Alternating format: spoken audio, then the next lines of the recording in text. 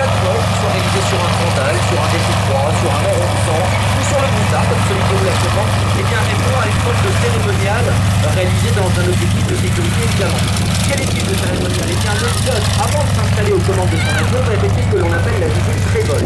C'est-à-dire que le pilote va faire le tour de sa machine pour être sûr que cette machine-là n'a pas été endommagée par le pilote précédent, par quelqu'un qui serait sur le sol ou par des phénomènes extérieurs comme des phénomènes météorologiques. Une fois qu'on a la certitude.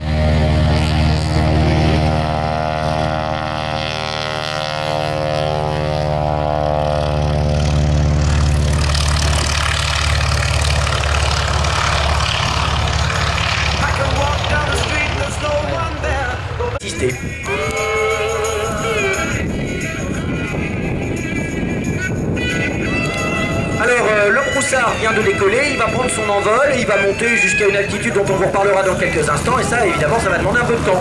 Donc pendant ce temps on fait décoller le Carbon Gun sur votre gauche. En morceaux, et en fonction de ces morceaux de ciel, eh bien on peut faire ou pas faire un certain nombre de choses.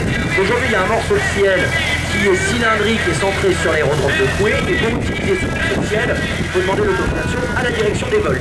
Et le Broussard est actif ou pas? Et voilà, c'est parti, vous les avez observés sur votre droite derrière, au largage, les 3 parachutistes de l'armée de l'air. Donc vous pouvez voir le capitaine d'équipe Grégory, qui se trouve le plus près de l'aérodrome, et ses 2 coéquipiers en vente arrière, qui vont tout doucement rejoindre la formation. Ils travaillent de manière à se placer, puisque dans le voile contact, c'est un travail de pré-placement qui est très important. Nous n'avons pas de moteur, donc la moindre erreur nous mettrait sur l'arrière de la figure et ne nous permettrait pas de la rejoindre. La figure que vous voyez aujourd'hui s'appelle le stack. Donc c'est un empilement de voile qui permet de voler et de pouvoir évoluer en prenant des virages sans danger. Parce que d'autres, la précision d'atterrissage que nous pratiquons également, le free fly, la wing suite, l'éventail est très large. Nous avons fait le choix de voler en patrouille comme le reste de nos ambassadeurs pour démontrer un petit peu les capacités d'âge des aviateurs de l'armée. Et voilà, ces différentes autres pratiques, et bien on vous en parlait, le freestyle par exemple, et bien c'est le fait de réaliser un certain nombre de figures acrobatiques en chute libre. On va pouvoir réaliser également des formes en se tenant les uns aux autres, et donc eh bien, ce sont des pratiques que l'on peut faire au sein de l'armée de l'air, mais également au sein des écoles de parachutisme civil. Alors le freefly n'est pas pratiqué par l'armée de l'air, l'armée de l'air pratique uniquement le voile contact, la précision d'atterrissage et le vol relatif. Pour ce qui est de notre équipe, le voile contact et la précision d'atterrissage, mais toutes les disciplines sont ouvertes à tous et tous les âges dans les parachutes.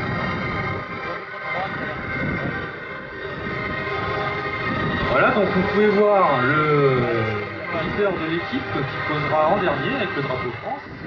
Avec un travail de vent-arrière, vous allez pouvoir constater que la vitesse du vent est quand même relativement aisée et il commence à arriver sur son étape intermédiaire pour finir face au vent pour avoir un minimum de vent. Donc vous allez voir, le posé va se dérouler quasiment sur place jusqu'au vent et il va falloir retenir sa voile immédiatement.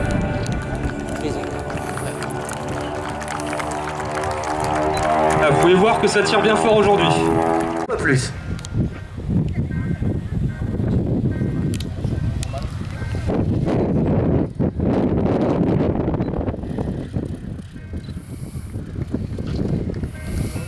Et voilà l'atterrissage du Broussard. Alors ça, croyez-moi, c'est pas facile parce que poser un Broussard, c'est jamais très évident. Si vous regardez bien le train d'atterrissage, par rapport au sol, vu qu'il y a pas mal de vent de face, elle sera beaucoup moins importante.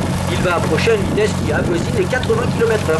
Ce qui veut donc dire que la vitesse du vent est d'une quarantaine de km/h. Slow pass by the mole. I think Olivia just said he's flying into quite a very low speed, this aircraft.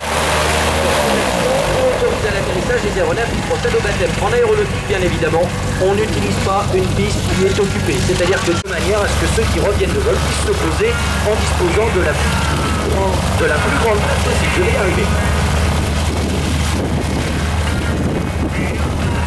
Pretty Newport. Now here's an iconic little airplane from 1960.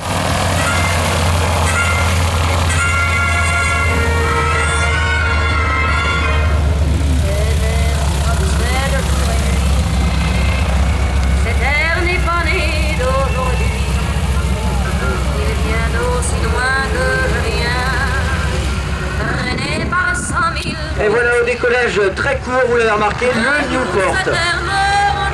Alors tout le Newport 3, c'est quand même vachement pratique, ça permet d'orienter les bombardements. Donc évidemment, les Allemands, non satisfaits de voir des avions surveiller leur position et orienter les bombardements, se sont servis des avions cette fois-ci pour chasser les avions d'observation français.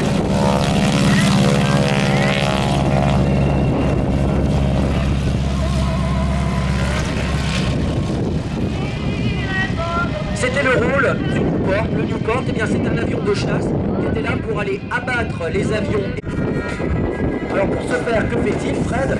Eh bien Fred, il s'éloigne de vous, il prend son altitude et dans quelques instants, il va se présenter de votre gauche vers votre... Newport finished his display the North American T-692 Gotland by Frederick Olivier, Council Skiers. Another iconic World War II trainer. Still in use today if you are rich enough to go and buy yourself a Spitfire. The conversion course. Le code est lancé, le 0, ici le T6 prend sa vitesse, il vise le bateau qu'il souhaite atteindre et lorsqu'il arrive sur son point de visée, il largue son armement et tente de couler le bateau. Aujourd'hui évidemment pas d'armement et on profite de la prise de vitesse pour réaliser une boucle.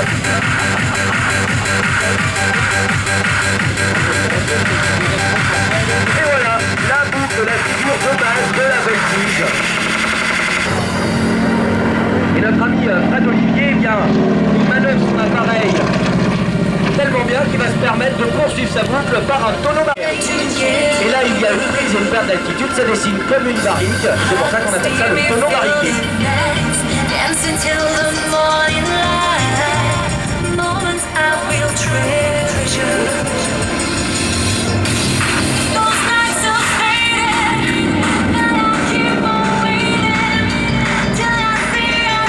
C'est un appareil qui a connu un succès commercial important, il a été fabriqué à plus de 15 000 exemplaires. C'est un appareil à la base qui servait à la formation, c'est pour ça qu'on l'appelle le T6, le jeu de formation. Et puis, la plateforme s'est révélée tellement remarquable, il y a certaines forces armées, par exemple l'armée personnelle, et bien ont décidé d'armer le T6. Alors, il était légèrement armé, puisque l'appareil n'était pas en capacité d'emmener un libre armement, mais notamment avec les premières roquettes, quelques secondes. Et c'est un petit peu l'Algérie notamment, et là, cet appareil servait en soutien d'appui sur le couple.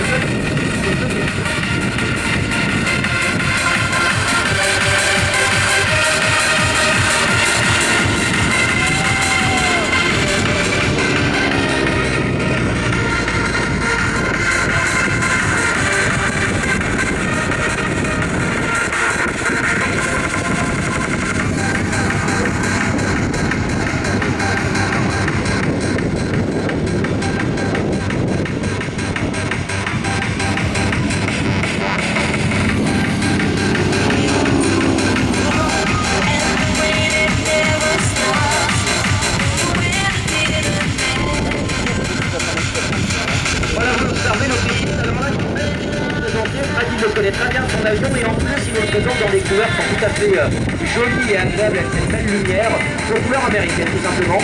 Il nous a rejoint hier depuis l'aérodrome de Blois-le-Breuil.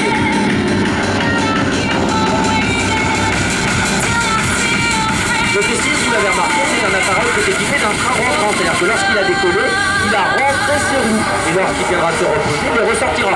Pourquoi? Et bien là aussi pour diminuer la traînée. Alors je vous en parle depuis tout à l'heure, on va laisser le T6 se poser, dans quelques instants je vous parlerai de cette fameuse traînée. Pendant ce temps, bien vous le voyez, il enfonce le pied à droite, il incline le manche à droite, il se pousse sur ses mêmes manches. Ça nous permet de prendre de la vitesse et de venir de votre droite vers votre gauche pour le passage à grande vitesse.